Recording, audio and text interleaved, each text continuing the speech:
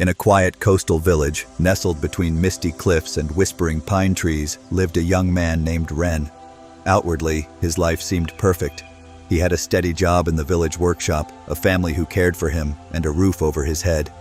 Yet every morning, he woke with a weight in his chest, a sense of emptiness he couldn't explain.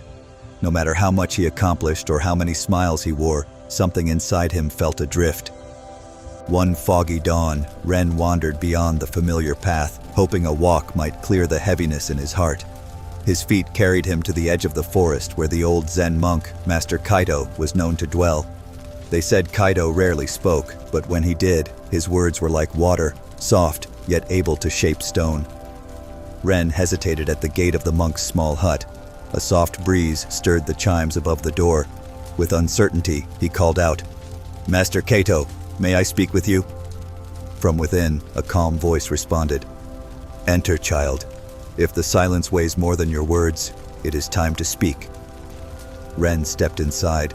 The room was simple, no more than a mat, a small fire, and shelves lined with scrolls. "I don't know what's wrong," Ren confessed. "My life should feel full, but I feel lost, like I'm living someone else's path." Kaito looked up, his eyes like still water. He gestured for Ren to sit. "Then perhaps," the monk said slowly, "you are." Ren sat in stillness as the monk added another log to the fire. The flames crackled softly between them. "Do you know," Kaito began, "how a river forgets its source?" Ren blinked. "No, master. When it flows too far chasing speed and not direction, it begins to twist and turn, unaware of where it started. That is how many live, moving fast, yet feeling lost." Ren leaned in, confused but intrigued. "You are not lost because you have no path," Kaito said, "but because you have never stopped to ask if the path you are on is yours." Ren looked at his hands, rough from work, and his heart beat a little heavier. "Then how do I know what is mine?" he asked.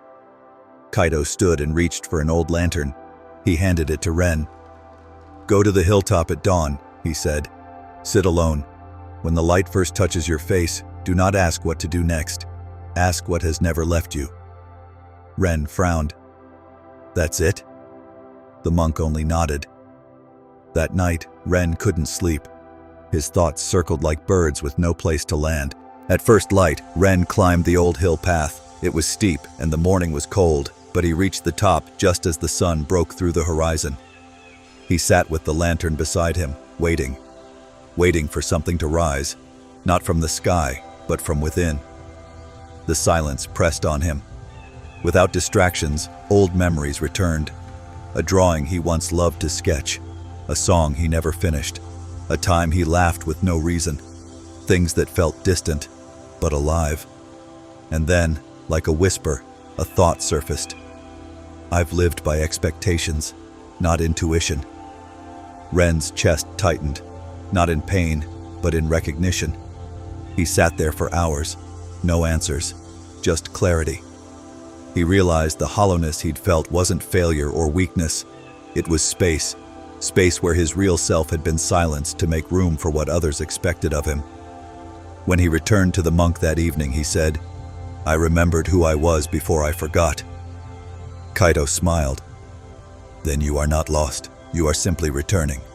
If this story speaks to you, consider subscribing and tap the bell so you don't miss what comes next. The next day, Ren returned to his routine, but something inside had shifted. The world hadn't changed. The same faces, the same roads, the same conversations, but he was more awake in it.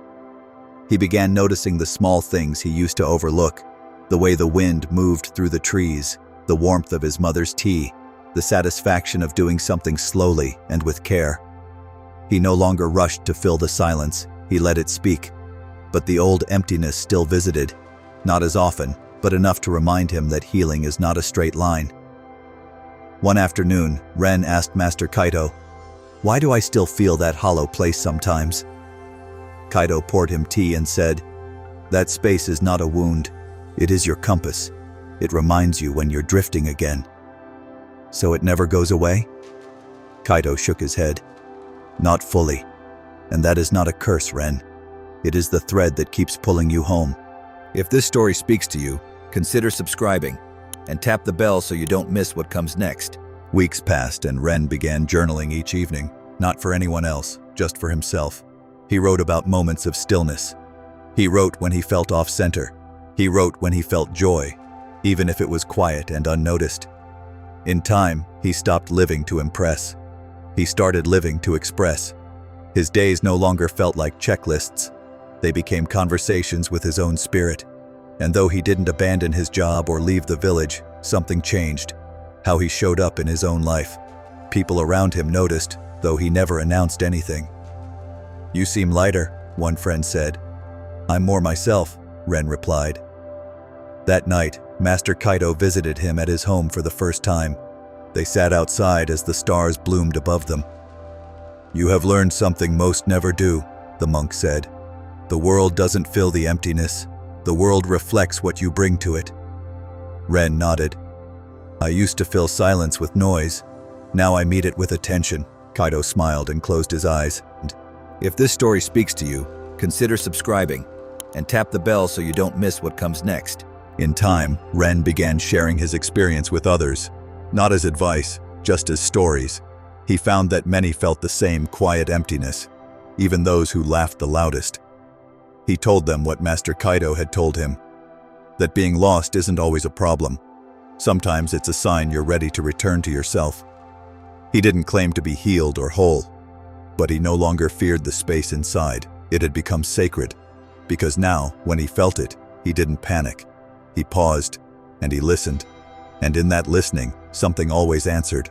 Not from outside, but from the quiet place within, the one that had been waiting all along. And so, the boy who once wandered to escape himself had finally arrived home. Have you ever felt that quiet emptiness, even when everything seemed fine? If yes, what did it try to tell you?